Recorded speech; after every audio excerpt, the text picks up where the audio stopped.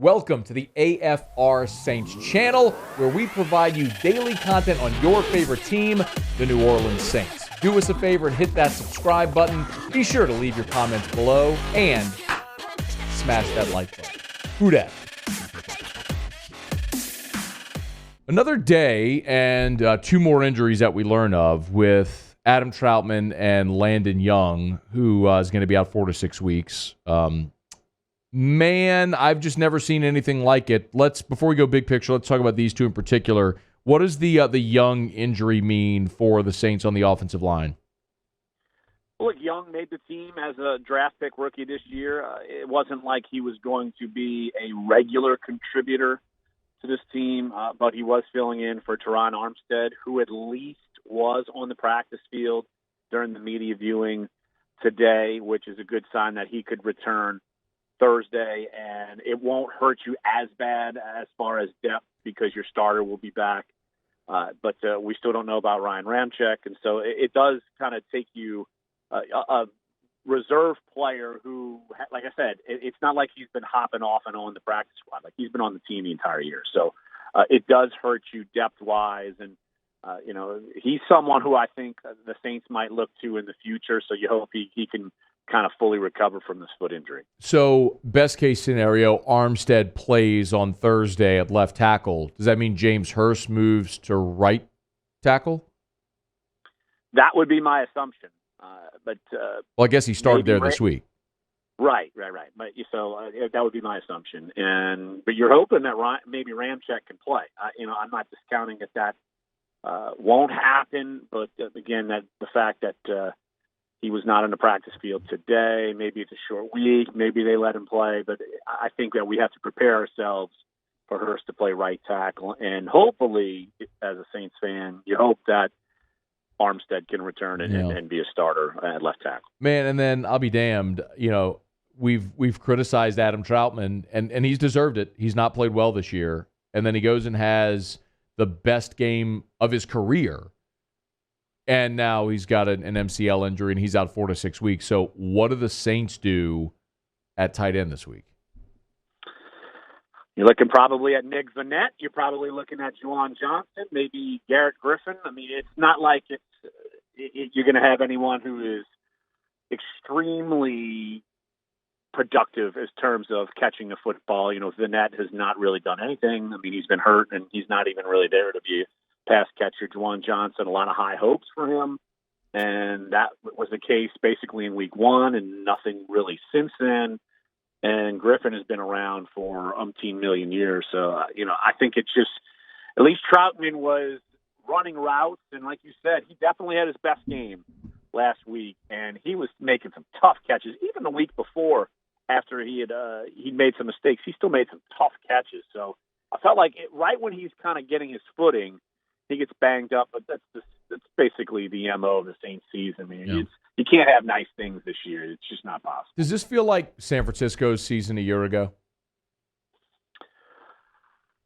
I think that's a fair case because you have so many star players that went down, and then San Francisco at least got some back. But you hope that the Saints are better than what San Francisco is the following year. I mean, right now they're 500. They're at least surging, but still.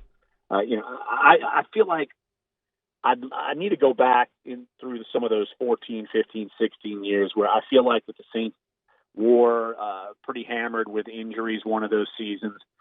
But it's hard to compare anything like this when you have star players who are either hurt or now we've gotten news that, say about Deontay Harris. Will he be suspended? And just the breaking news today with Marshon Lattimore.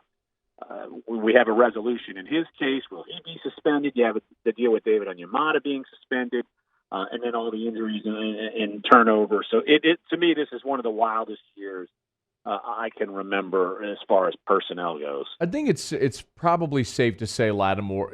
Tell me if you disagree. So for those that missed it, Lattimore's felony charge was dropped. I think it's safe to say Lattimore's not going to be suspended. Well, it's dropped to a misdemeanor, and he's still facing probation.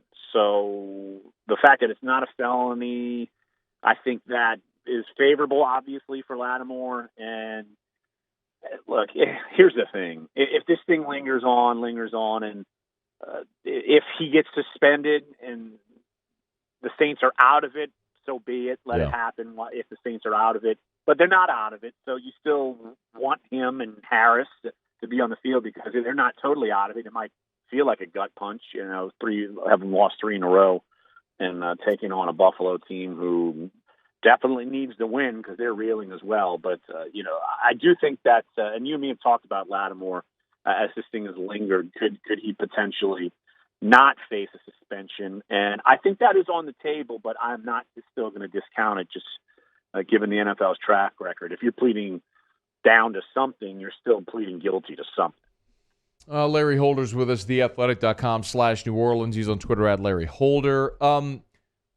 You said the season's not over. It feels like it is, Larry. I mean, they're 5-5. They've lost 3 in a row. The injuries have beset them. There isn't really much thought. There isn't much optimism to think this team can get far enough above 500 to be a playoff team, unless you disagree with that. Do you see a path to that?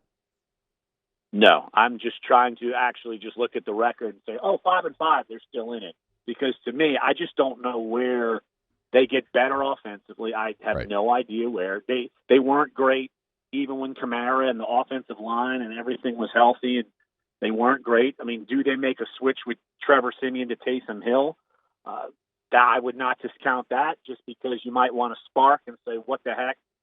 Let's give this freshly new contracted player some more reps at quarterback. I don't know, but they could make a move there. But and also I feel like, and you and me have talked about this, and I feel like the defense, while they're good, I think they're also human, and they're looking at it to where they know the offense is going to be a struggle every week, and if they have any mental lapses, they know this thing can get away from them, and that's what happened in Philadelphia. I mean, they knew what was coming, and the Eagles just brought it to them. Even worse than last year, points-wise, yardage-wise. It was hard to watch. Yeah. It's hard to imagine it getting better. I mean, there are some wins out there to be had, but this is a team that doesn't look like a playoff team. So you did mention Taysom there, and that becomes the very obvious question: is it time to pull the plug on Trevor Siemian? Not saying that all of this is his fault, but if you're going to commit to the possibility of Taysom Hill being your quarterback, you kind of have to play him, right? I mean, so shouldn't Taysom, or do you think Taysom should be the guy moving forward? It's definitely not all of Trevor's fault, but he was definitely not good against Philadelphia. I think we can all agree with that. Sure. But I do think that there is a positive, so why not just have Taysom be the guy? And because I do think part of it is, does Sean Payton want to wave the white flag? And I don't think that that's actually the case with Taysom Hill, because he might bring an element that you're missing. And maybe it sparks the team, and he has that ability when he makes plays. He kind of sparks the team. So why not make a change? I don't know if that's going to happen this week. I would not be stunned if it did. But it's also, I feel like Sean Payton might look at this and say, all right, I'm with Trevor Siemian. I'm just running on a treadmill. I'm running nowhere. We've lost 3 in a row. Solid player, but Taysom can bring a spark plug. And hey, if you're going to make mistakes, why not make it with Taysom Hill? I mean, he at least gives you a different element to his game, and can run the ball and bring some elements that opposing defenses need to account for, unlike Siemian. So, that to me would be the only thing they could change really offensively outside of getting Kamara back. And we're not sure if that's going to happen this week, but still, I think I'm with you. I feel like that they should make that. Is Taysom healthy? Well, the fact that he was on the practice field today, I think that's a good sign. So, I just think that people didn't understand why he was dressed last week and didn't touch the field. And I do find that move kind of curious, too, because Ian Book was inactive. It's almost like if Trevor Siemian got hurt, you didn't want to turn to Taysom Hill because he never touched the field. And maybe he doesn't want to throw Ian Book to the wolves. I don't know.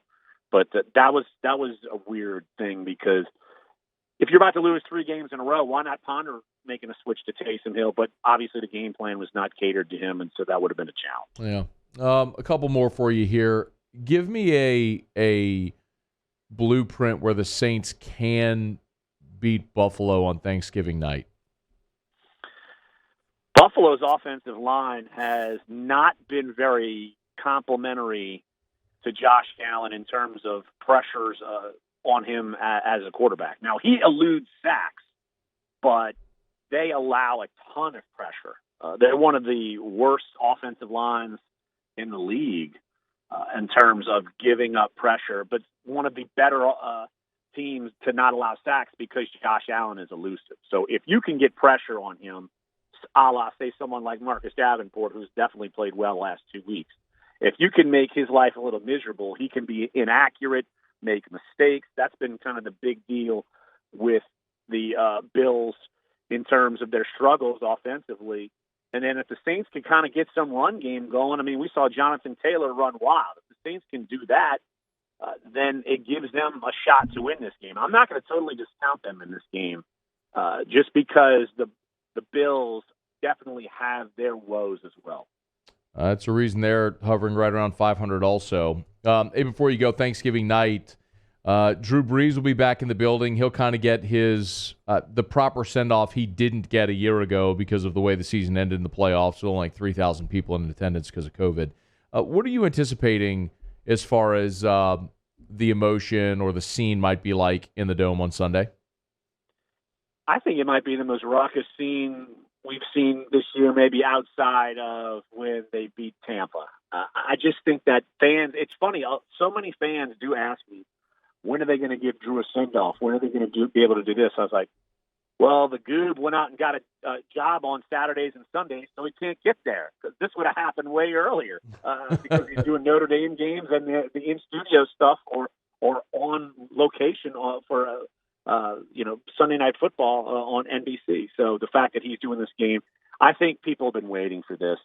And I hope they give him a tremendous send-off because obviously he is, and I think will be, the greatest player to ever play for the Saints in the history of this franchise. He's the greatest, most influential athlete in the history of this state. I mean, brought a Super Bowl. Easy. I'm with you. I'm with you. I don't even think it's debatable.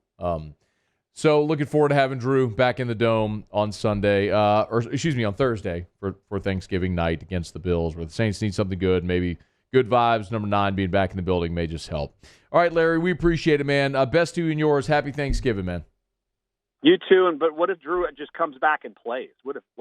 I'll predict that. How about that? Hey, man, we talked to Scott Shanley after Jameis is injured. I don't know if you heard it, but he basically said point blank, if you go ask Drew Brees to play, he'll play again. I mean, it feels like the hay's in the barn already with that one because the season's so far gone. But had that been a conversation maybe they were interested in having, or a conversation with Phillip Rivers, maybe when Jameis was injured, maybe this is different. But it's hard to see a turnaround at this point, man. It sounded like Rivers wanted to have the conversation, Yeah. but the Saints weren't picking up the phone to call him. I don't blame the Saints. He just looked like he was stuck in mud back there his final year. All right, man. Thank you so much for the time. All right, buddy. Talk to you next. Hey, thanks so much for watching. Please leave your comments. I love to interact. And be sure to hit the red subscribe button below.